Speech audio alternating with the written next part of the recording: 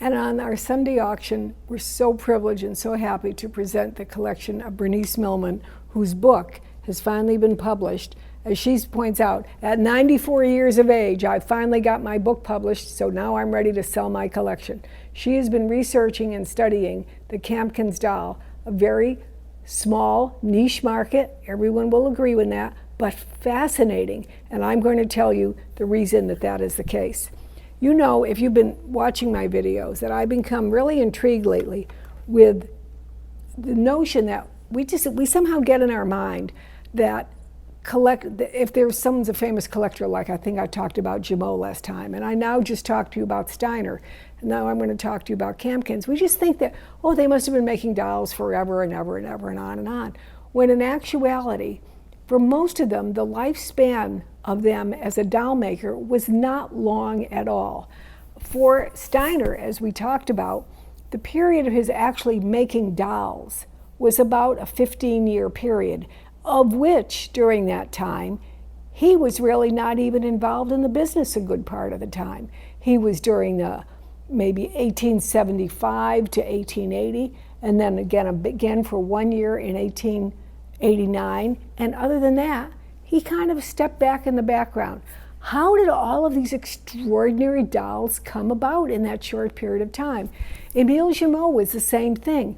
The period of time that we call the golden age of the Jameau bébé, the bébé, not the company, I'm talking about the bébé, was a period from like 1877 to 1885. That's a short period of time, folks. And now we come to Kamkins. And I think a lot of people don't know much about Kamkins, so they may not be aware of the longevity of the firm, or even when the firm existed or where it existed. So let's start out by telling you something, and this is really wonderful.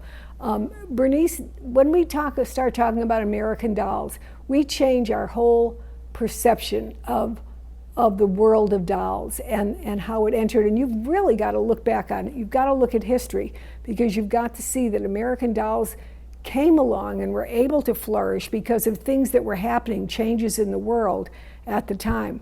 Number one, we had immigrants coming to this country, and immigrants came and brought their skills and their talents and their background with them. Starting in like 1880, we had the Schoenhut family in Philadelphia that really added so much. The Ludwig Greiner firm added so much. And we have Kamkins. Kamkins was not an immigrant herself, but her father was. He came virtually penniless, and they started in Baltimore. They landed in Baltimore first, and they stayed there for a while, right at the end of the Civil War, and then eventually decided to go west, like go west, young man. Only at that time, you know what west was. West was Pittsburgh. So the whole family moved to Pittsburgh, and after a few years, that is where Louise Kamkins was born as a young child with a large family of brothers and sisters, and where she grew up in a fairly, not a poor family, but certainly a struggling family all their life. They struggled, everyone worked. And she learned how to work with her fingers, work with her hands, to build things, and did what was a burgeoning industry in America, a small burgeoning cottage industry in America, because it was something that women could do. It was accepted, and they knew how to do it, and that was make cloth dolls. And there is the whole legendary background history of this, from Isana Walker to Martha Chase and Kamkins, who in the beginning of the 1900s, starting perhaps about 1910, started making cloth dolls and showing them to various places. Very few dolls of hers are known to exist from this early time period, and she tried to find ways to market them. She eventually decided to, she worked with a manufacturer, and she got involved on the 19th floor of a big industrial building that was built in Pittsburgh, where her dolls were going to be produced. And after a period of time, she decided that since she was showing all of her dolls to a vendor in Atlantic City who was selling them in her gift shop, well, why not do the same thing herself? So she moved, along with her life partner, to Atlantic City, where they continued to produce dolls and had their own gift shop where they sold her dolls. Now, her dolls are a very intriguing story, and what I want to tell you is the major production of her dolls is going to begin about, when I say 1915, if you ever find a doll made in 1915, it's a miracle. There's one here, and they show up very, very seldom. And the end of the production was early 1930. That's 15 years, folks. Only 15 years this company existed. And it's just an intriguing story. Now, when I went to catalog these dolls, I thought, well, okay, a Kamkins, bang, bang, I'll get this done and fast. No, I started paying attention to Bernice's work and all of the wonderful research she did, and how things changed from one year to the next, and the different methods that were used and the different markets that she tried to reach. So I have a sample of dolls from the Bernice Millman Kamkins collection that I'm going to show you here and show you some of the variations and the things that I learned. Now, every single time I do a video, I have to always give you a sermon about something. So here's my sermon for you this time. Catalog your dolls. I don't mean make a list for inventory, for insurance or something. I mean sit down at your laptop, take a doll, undress it, and write a detailed description. Force yourself to pinpoint the maker, the year it was made, or an approximate year it was made. Learn all the details you can about it. It's tedious, but it is also really, really exciting. I know you might think, well, Florence, get a life, but I have to tell you, cataloging these Kamkins dolls, to me, it was really an adventure into delving into someone else's life and the journey they took to create the things that to them were beautiful and that became their livelihood. And it's a whole story, it's a whole part of our American history, and it was absolutely intriguing to me. So let's start over on this end and talk about some of the Kamkins dolls that are here. And I'm going to not lift them up because I really want to show you. This is an absolute gem. This doll is what is called the pre-patent doll, because in 1920, Louis Kamkins patented her doll, her very distinctive doll, and the manner in which it was made. But some of the dolls that were made prior to that time are different, and I'm going to give you the clue and show you where you can look for the mark on the Kamkins doll, because you may not even be aware of this. This is an absolutely wonderful doll because it has on the sleeve this original paper label that says the Kamkins doll, and then it said, wait, let me get you exact wording. It says Just Kitties, J-U-S-T, Just Kitties, which is absolutely wonderful. When I was first cataloging it, I thought it said Just Kidding. I said, why would they put that on a doll? But it's Just Kitties. And this was a label that she used for a very short period of time. And the early models of the Kamkins will have an all oilcloth painted body, and then later on the torso and the upper limbs would very often be the original muslin. It would not have the oil painted finish on it. The Kamkins were very famous for having a very stylized hair, this bobbed mohair haircut. And that was because the costuming was really important in what she did, and she wanted to be able to dress them as either a boy or a girl, and this gave her the possibility of doing it. If you look at the wonderful book that Bernice did, you will get all of the clues for identifying exact time period within that 15 years of when your doll was made. And I wanted to show you this. Two of the pages, I actually tore them out of the book, I'm sorry to do that, is a timeline summary of how the dolls were made and the different clues you can have for identifying the construction of them. And that's a really important, valuable tool to have for these dolls. Now, I have two dolls here that I wanted to show. I put them side by side because they are wearing identical costumes. And I think that makes them kind of interesting, because then you can see the difference in their faces. This is your earlier doll, and this is this later doll. And when I say earlier and later, I'm only talking 1 or 2 years earlier or later. But this is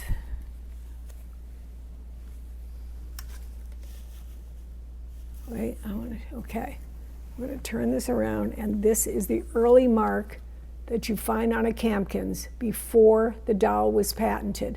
You have to look up very, very high under the wig. And sometimes it's almost illegible. And sometimes it actually won't even have one. But if you wanted to try to find one, that's the place to look for the mark. She worked on styling the doll clothes. And in the Kamkins book, Bernice goes into very much what are the original clothes, the company that made the shoes, the style of clothes they made. And this particular coat and hat was a very popular style that was made over a period of time. And you can see that this is almost exactly the same dress pattern. And then most of the dresses were made with their little matching undie that went with it. All right. Now, she had different models, which I didn't realize till I really got involved in cataloging this. It was really exciting for me. So, there is the doll that is known, excuse me for saying this, but it's known as the split buttocks doll. And actually, she just saw that what became popular at this time in the mid-1920s was a walking style doll. So she said, well, I better make one if I'm going to compete in the market at all. So this was her idea, and we took off the undie here so we could show you how the body is made. This was her concept of a walking style doll. And here you can see painted upper torso and limbs, but not painting the midriff. And now I'm going to turn it around, and here's the back. Because the back was designed this way, the legs had more flexibility, and the doll could walk. And so it's known by collectors, I can't make this up, as a split buttocks doll. I will point this out to you. It's very rare. If you find one, grab it. If you don't collect it, you'll find somebody who will want it from you, and you can get their Jameau. And that's exactly what will happen. Here is another example of, again, the same doll.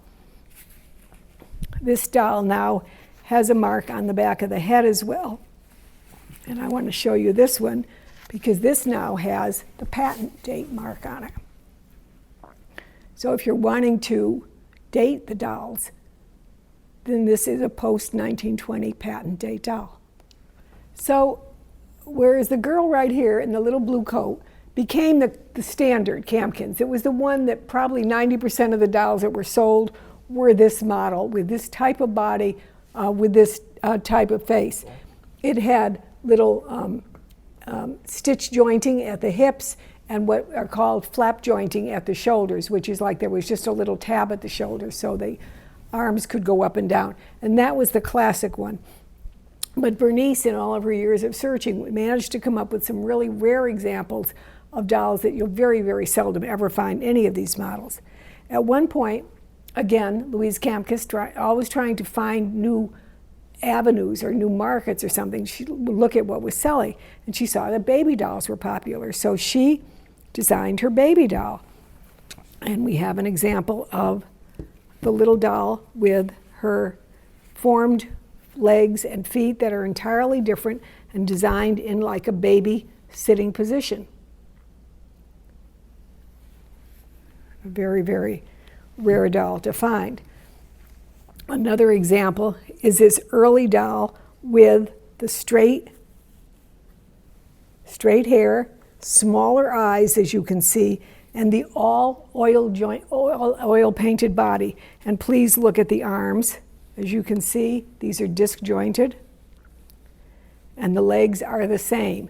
So this is an early model doll and very, very desirable to find, wearing an original costume from Kamkins known as the beach pajama with the matching hat and these sandals, which are also original Kamkins shoes that were made and sold by her. You could buy them separately or together.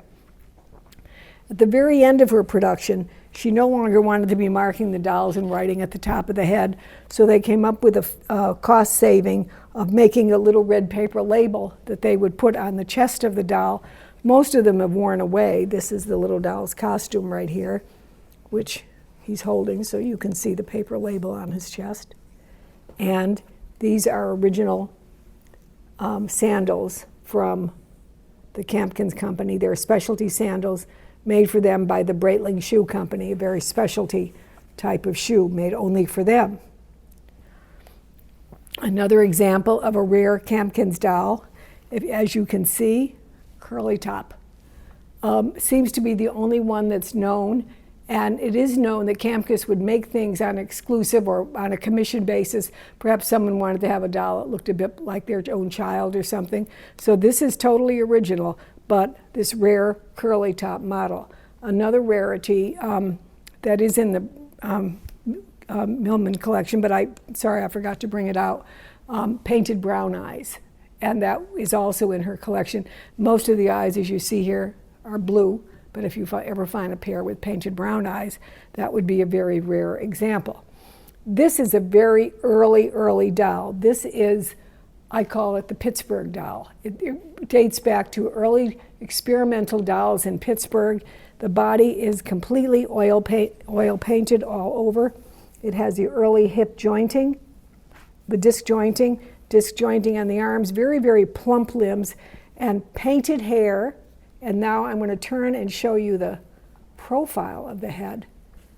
Very different from the other dolls. So the method in which it was made was very different. And once again, having that directory that appears in the book showing a different construction over time is very important for you in dating these dolls. Again, made for a short period of time only, but how wonderful to be able to have this information available to you. Now, two dolls at the end, very curious dolls. We have here a Kamkins doll and Madame Alexander doll. And which is which? Can you tell? This is Kamkins. This is Alexander. In the early 1930s, the Kamkins firm really went under. Depression hit. It destroyed the company. They lost mostly everything. And the company was bought by, some money people in New York, and they brought the firm to New York, and they were going to set it up there. And they probably made 1 year of dolls at most. It really never took off. At the very same time, Alexander, in 1934, came out with their line of dolls called Ameritots, very same year, in the same area of New York City. And that line actually didn't last but a few years either. So two extremely rare dolls, the end of the Kamkins story, and kind of like the beginning of the Alexander. Very interesting end to the story. Wonderful collection of dolls, a wonderful story about an American company, organized, run, built by a woman during a time when that really was difficult to do, and really worthy of your interest and study. I hope you enjoy seeing these in the catalog. And now I'm going to show you some other dolls from the Millman collection.